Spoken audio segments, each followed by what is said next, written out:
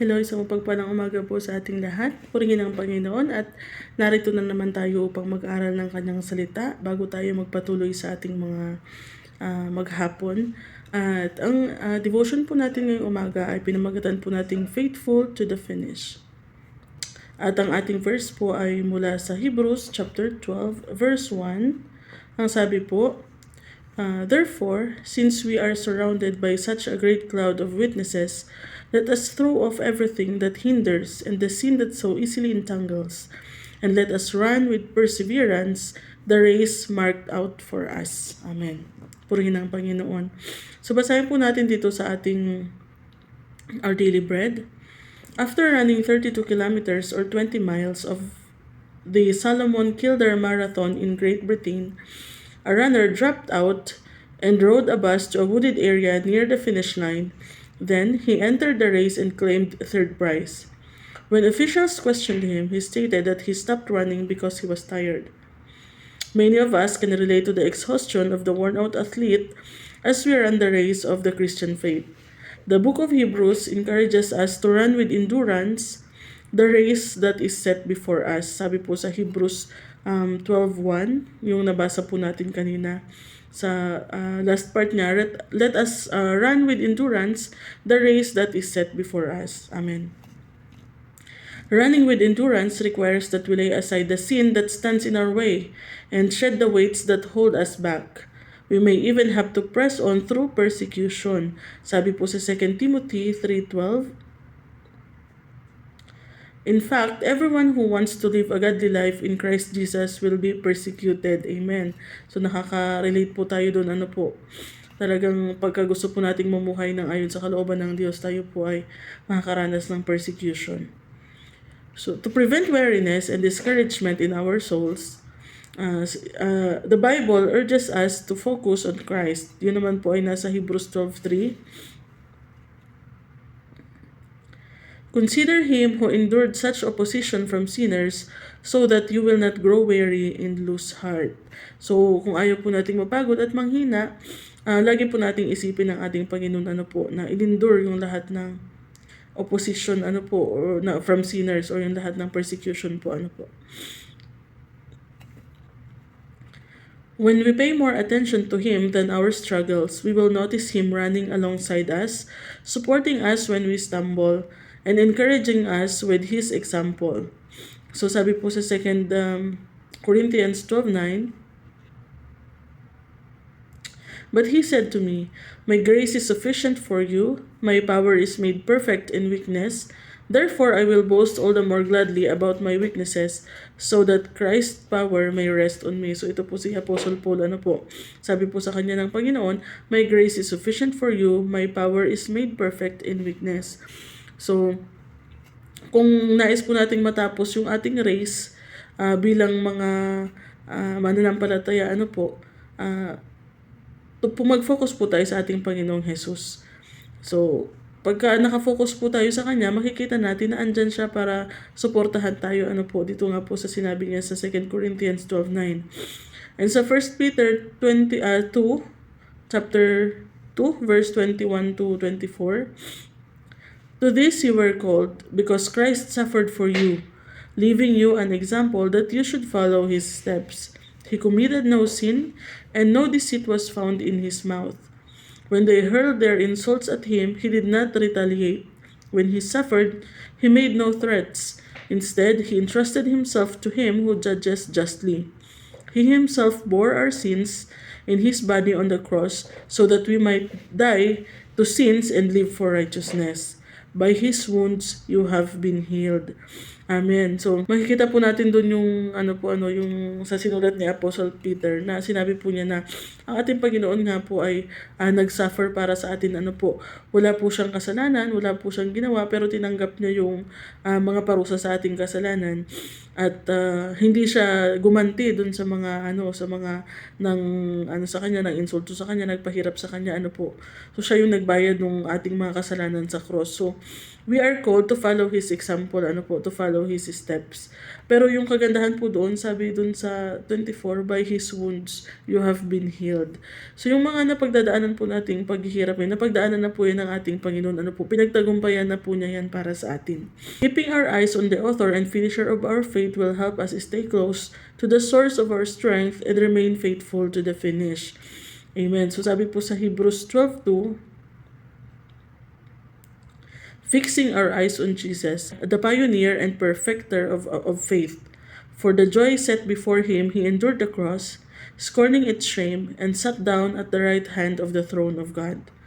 Amen. So, purihin ang Panginoon po sa ating pag-aaral sa umagang ito. Faithful to the finish. So, makita po natin dun sa ating Our Daily Bread, meron pong isang runner na sumali siya sa marathon. Tapos nung napagod na siya, nag-shortcut siya. So, sumakay siya ng bus. Pumunta siya dun sa may park na malapit na sa finish line at nag-join siya ulit sa race. So, nakakuha siya ng third prize. So, nung kinwestiyon po siya ng mga organizers, ang sabi niya, tumigil daw siya tumakbo kasi pagod na siya. So, sa atin pong mga Kristiyano, yung pamumuhay din po natin bilang pagsunod kay Kristo para po siyang para po siyang marathon, andun yung hirap, andun yung pagod, at marami po tayong mararanasan na yung mga issues along the way, katulad nga po ng persecution na nabanggit po dun sa ating mga binasa, na minsan parang gusto nating sumuko na at mag-shortcut na lang, pero pag sumikapan po natin sa tulong ng Diyos, to be faithful to the finish, tapusin po natin ng may katapatan, wag po nating dadayain. Para mapagtagumpayan po natin yung mga pagod, yung discouragement na nararamdaman natin sa mga struggles na nararanasan natin, let us focus on Jesus. He is the author and the finisher of our faith, So, pag nakafocus nga po tayo sa ating Panginoong Jesus, katulad po dun sa mga verses na nabasa natin, magkakaroon tayo ng kalakasan kasi alam natin na kung ano man yung mga pinagdaanan natin, nauna ng pinagdaanan ng ating Panginoon.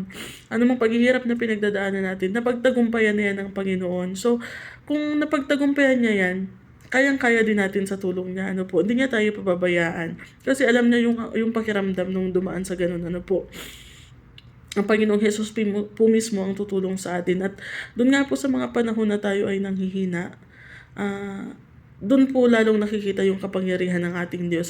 So, sa mga panahon na nakakaramdam tayo ng panghihina, pagkapagod, humingi po tayo ng tulong sa Panginoon at mas nag-glorify po siya. Sabi nga po, my power is made perfect in weakness. Kasi mas nakikita nila yung kapangyarihan at pagkilos ng Diyos sa ating buhay sa panahon na tayo ay mahina. So, kung yun po ay napagdaanan ng ating Panginoon lahat at napagtagumpayan niya, siya nga po ang nagbayad ng lahat ng ating kasalanan, yung parusa na para dapat sa atin, siya ang nagbayad. Sa atin din po, mapagtatagumpayan din po natin lahat yun. So, tinawag po tayo para sumunod sa kanyang footsteps. So, ang kagandahan lang po doon, nung lumakad doon ang Panginoong Hesus, talagang sinolo niya lahat at karga niya lahat ng burdens ng buong mundo. Pero sa atin po, sa natin, sa race po natin ngayon, kasama na natin ang Panginoong Hesus. So, siya yung tutulong sa atin, siya yung magsusustain sa atin. Ang kailangan lamang po niya is yung willingness po natin na magpatuloy dun sa race na ibinigay niya sa atin. So, kung may nararanasan man po kayong mga persecution, yung mga nararanasan man kayong paghihirap sa inyong paglilingkod sa Panginoon or sa inyong buhay Kristiyano, lalo pag bago pa lang tayo mga Kristiyano, marami tayong pagdadaanan ng mga persecution sa family, mga kaibigan, ganyan.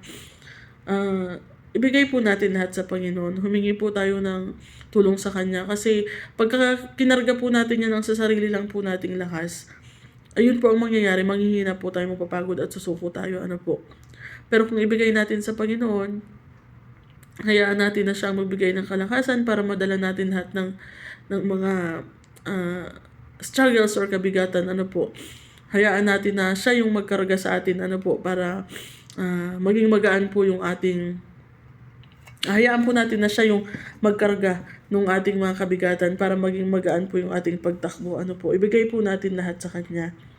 At pagka tayo po ay nakagraduate na, masasabi din po natin yung sinabi ni Paul kay Timothy na I have fought the good fight, I have finished the race, I have kept the faith. Sa 2 Timothy chapter 4 verse 7. So, sabi po tuloy po natin sa verse 8, Now there is in store for me the crown of righteousness, which the Lord, the righteous judge, will award to me on that day. And not only to me, but also to all who have longed for His appearing. Amen. So, pagka tayo po ay, katulad po ng mga athlete, pag tayo po ay nag-persevere faithfully, pagdating po natin dun sa finish line, meron po silang premyo, So sa atin po, ang prize po natin is the crown of righteousness na ibibigay ng ating Panginoon. So, wag po tayong mapagod, wag po tayong manawa sa paglilingkod sa ating Panginoon. Purihin ang Panginoon, tayo po ay manalangin. Hallelujah. Maraming salamat, Panginoon. Purihin ka sa inyong encouragement sa amin sa umagang ito, Lord. Tulungan niyo po kami, Panginoon, na magpatuloy sa aming race, sa aming pananampalataya, Panginoon. At kayo po nawa, Panginoon, ang magbigay ng kalakasan sa amin, Panginoon. Kayo po ang magbigay ng endurance, Panginoon, upang mapagtagumpayan po namin lahat ng trials along the way, Panginoon. At kayo po ang tumulong sa amin, Panginoon, na matapos po namin ang race na ito faithfully, Panginoon, na hindi po kami tumitigil, hindi po kami nadadapa, Panginoon, or hindi po kami tumatalikod, Panginoon, sa inyo, Lord.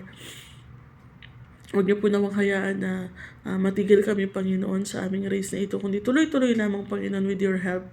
And help us to carry our burdens, Panginoon, upang maging magaan po, Panginoon, ang pagtakbo namin sa race na ito, Panginoon. Maraming salamat, Lord. Ano man yung mga pinagdadaanan namin ngayon ng mga pagsubok, kabigatan, mga persecution, pinagkakatiwala po namin lahat ito sa inyo, Panginoon. Maraming salamat po muli, O Lord, and may you bless this day, Panginoon. May you bless each and every one of us, Panginoon, sa aming mga workplace, sa aming mga tahanan, kung mga nasa eskwelahan po. Gawin niyo po kaming pagpapala, Panginoon, sa lahat ng tao sa paligid namin, O Lord. Maraming salamat, Panginoon. Purihin ka, dakilain ka, sambahin ka. In Jesus' name, Amen.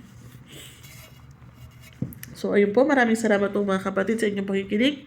Ingat po tayo sa maghapon at God bless you all.